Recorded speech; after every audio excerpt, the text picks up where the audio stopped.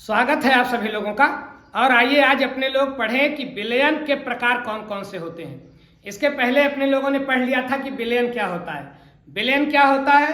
दो या दो से अधिक पदार्थों के समांगी मिश्रण को विलयन कहते हैं। दो या दो से अधिक पदार्थों के समांगी मिश्रण को विलयन कहते हैं। दो या दो से अधिक पदार्थ आपस में इस तरह मिल जाए कि पता ही ना चले। जैसे चीनी को जब हम पानी में घोल देते हैं तो चीनी का कहीं पता नहीं चलता, बन जाता है शरबत। तो शरबत क्या है? विलयन है। और कौन कौन चीजें मिली? पानी मिला, चीनी मिली। अब विलयन के कितने घटक होते हैं? विलयन के दो घटक होते हैं। कौन कौन से? विलायक और विलेय। विलयन के कितने घटक?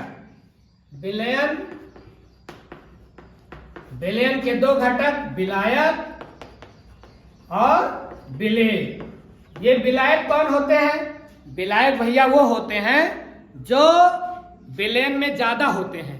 जिनकी मात्रा ज्यादा हो विलायक, जिनकी मात्रा कम हो विलेय। जैसे शरबत, चीनी और पानी के घोल में कौन ज्यादा है? पानी ज्यादा होता है, चीनी कम होती है, तो चीनी हो गई विलेय और पानी हो गया विलायक। जिसकी मात्रा कम वो विलेय, जिसकी मात्रा ज्यादा वो विलायक। उसके बाद आइए अपने लोग देखें कि ये विलयन होते कितने प्रकार के हैं। तो विलयन ठोस, द्रव, गैस, पदार्थ की ये तीन अवस्थाएं ही होती है, या तो ठोस, या तो द्रव, या तो गैस। तो इनके आधार पर विलयन कितने प्रकार के बन सकते हैं? 9 प्रकार के। क्योंकि ठोस किससे किससे मिल सकता है? ठोस ठोस से मिल सकता है, ठोस द्रव से मिल सकता है, ठोस गैस से मिल सकता है। गैस कितनी चीजों से मिल सकता है? गैस भी 3 चीजों से मिल सकता है। गैस गैस से मिल सकता है, गैस द्रव से मिल सकता है, गैस ठोस से मिल सकता है। तो 6। अब द्रव पर आ जाएं तो द्रव किससे किससे मिल सकता है? द्रव द्रव से मिल सकता है, द्रव गैस से मिल सकता है, द्रव ठोस से मिल सकता है। तो 3, ये भी 3 हो गया। तो 3 3 6 3 9। तो इस प्रकार से विलयन कितने प्रकार के हो सकते हैं?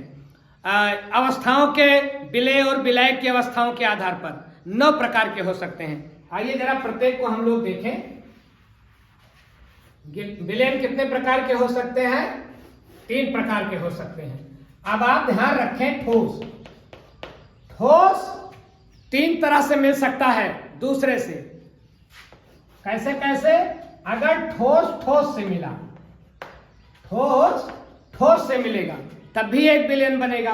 अब बताइए, ठोस से ठोस मिलेगा तो ठोस का विलयन हुआ, ठोस ही विलेय होगा और ठोस ही विलायक होगा। उदाहरण बताओ? तो उदाहरण इसका होगा पीतल। पीतल में क्या क्या चीजें होती हैं? तांबा और जस्ता। तांबा जस्ता, तांबा जस्ता क्या तैयार होता है? पीतल। तो तांबा जस्ता की अवस्था क्या है? ठोस। तो पीतल मतलब तांबा और प्लस जस्ता, इसने मिलकर के क्या बना लिया? पीतल। अब बताइए, पीतल कैसा विलयन है? पीतल ठोस का ठोस से विलयन है। पीतल ठोस का ठोस से विलयन है। और जरा देखें, ठोस का द्रव से विलयन, ठोस का द्रव से विलयन। तो ठोस द्रव में मिले, जैसे चीनी, जैसे चीनी और पानी। चीनी समझ रहे हो, शुगर और प्लस जल, ये कैसा विलयन है? शरबत। शरबत है ठोस का द्रव में विलयन। और तीसरी स्थिति क्या हो सकती है?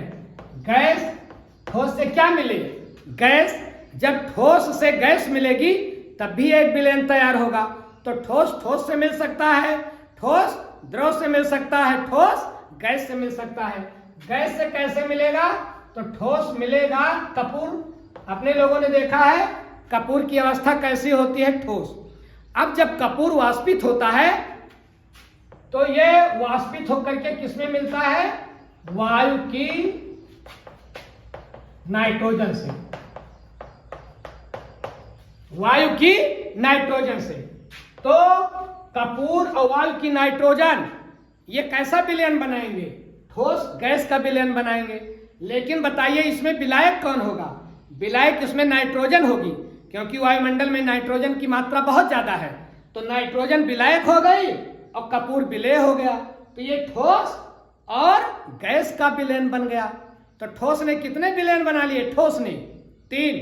ठोस ठोस का विलयन, ठोस द्रव का विलयन और ठोस गैस का विलयन। अब जरा आइए इसको देखें, द्रव को, आइए द्रव को देखें। अब द्रव की भी स्थिति कितनी हो सकती है? निश्चित रूप से 3। अगर द्रव किससे मिलेगा?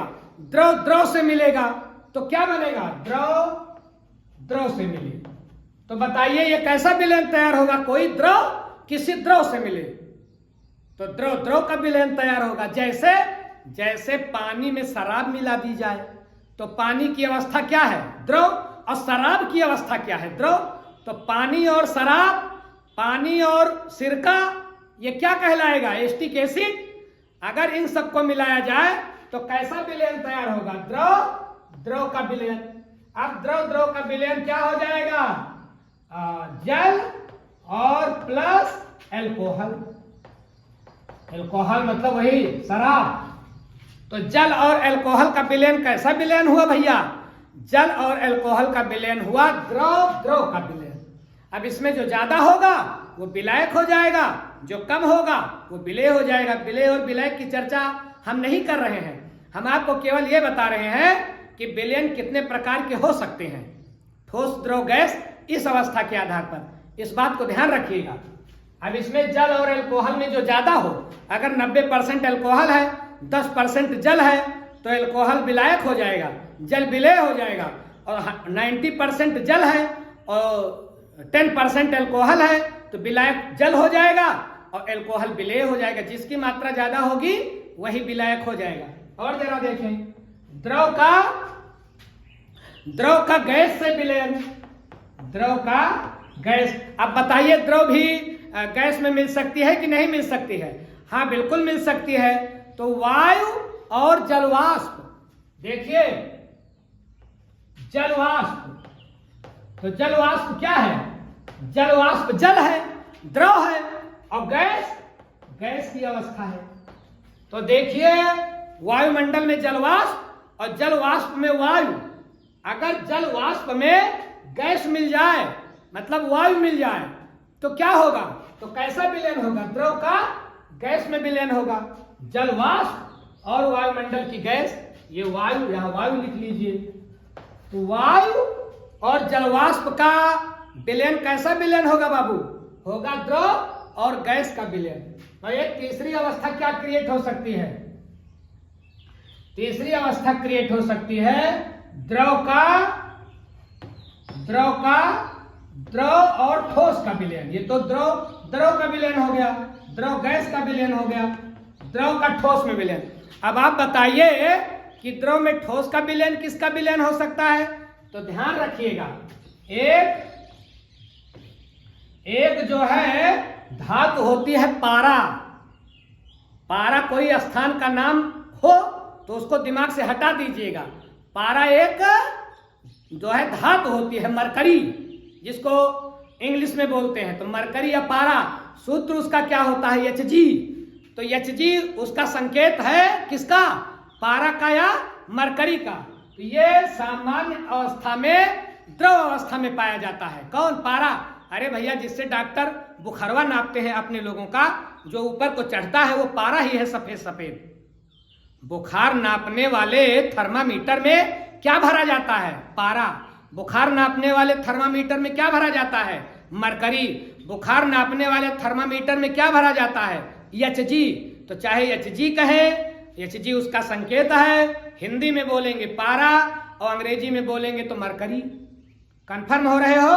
तो ये जो मरकरी होता है, मतलब पारा जो होता है, ये होता है द्रव अवस्था में। कमरे के तापमान पर ये द्रव अवस्था में होता है। और इसमें अगर हम घोल दें सोडियम, तो सोडियम क्या है भैया? सोडियम है भैया ठोस और मरकरी पारा है द्रव। तो बताइए ये विलयन कैसा है? ये विलयन है द्रव और ठोस का विलयन, द्रव और ठोस का विलयन। तो ठोस कितनी चीजों से मिल सकता है? 3 से। द्रव कितनी चीजों से मिल सकता है? तीनों अवस्थाओं से। तो 3 6 प्रकार का विलयन हो गया। ठीक ऐसे अब आ जाइए गैस। अब ये जो गैस होती है ये भी कितनी चीजों से मिल सकती है? गैस भी 3 चीजों से मिल सकती है। पहली स्थिति तो यह हो सकती है कि गैस गैस से मिल जाए। अब जब गैस गैस से मिलेगी तो बताइए कैसा विलयन होगा? गैस, गैस का विलयन। इसके लिए सबसे प्यारा उदाहरण है वायु। हमारे वायुमंडल में वायु है, दिखती नहीं है लेकिन है, पक्का है। ना होती तो कैसे अपने लोग सांस में ऑक्सीजन लेते? तो क्या वायुमंडल में केवल ऑक्सीजन है? नहीं बाबू, ऑक्सीजन ही नहीं है, बहुत सारी गैसें हैं। कार्बन डाइऑक्साइड है और नाइट्रोजन सबसे ज्यादा है, 79%। तो नाइट्रोजन है, कार्बन डाइऑक्साइड है और ऑक्सीजन है, अन्य गैसों का मिश्रण है। तो ये सारी गैसें क्या हैं? गैस का गैस में विलयन। तो वायु किसका उदाहरण है? वायु उदाहरण है गैस का गैस में विलयन। और देखें दूसरी स्थिति क्या हो सकती है? द्रव। दूसरी स्थिति क्या हो सकती है? द्रव। गैस का द्रव में विलयन। तो गैस का द्रव में विलयन के लिए कौन सा उदाहरण देखोगे? मतलब गैस हो और साथ साथ द्रव हो, ये दोनों मिलकर के विलयन बनाए तो गैस द्रव का विलयन होगा। जैसे CO2 गैस, ये CO2 गैस है और इसको सोडा वाटर में डालें, सोडा वाटर। अब ये सोडा वाटर, तो वाटर मतलब पानी, सोडा वाटर, तो सोडा वाला पानी, तो इसकी अवस्था क्या होगी? वाटर है तो द्रव, तो द्रव और CO2 गैस उसमें मिला देते हैं, थोड़ा टेस्टी हो जाता है, पीने में मजा आता है, थोड़ा खट्टा खट्टा लगता है CO2 मिला देने से। इसकी चर्चा पहले भी अपने लोगों ने किया है। और CO2 मिला देने से उसकी लाइफ बढ़ जाती है, एक्सपायरी डेट बढ़ जाती है। और CO2 मिला देने से उसमें बैक्टीरिया नहीं पनपते हैं, बैक्टीरिया का नाश कर देता है CO2। तो सोडा वाटर में CO2 गैस मिलाएंगे तो गैस और ये द्रव, तो कैसा विलयन तैयार हो गया? गैस और द्रव का विलयन। तो गैस गैस का विलयन, गैस द्रव का विलयन। और एक स्थिति और क्या होगी? ठोस, गैस और ठोस का विलयन। तो भैया इसको ध्यान रखिएगा, हाइड्रोजन गैस, हाइड्रोजन क्या है? हाइड्रोजन गैस है।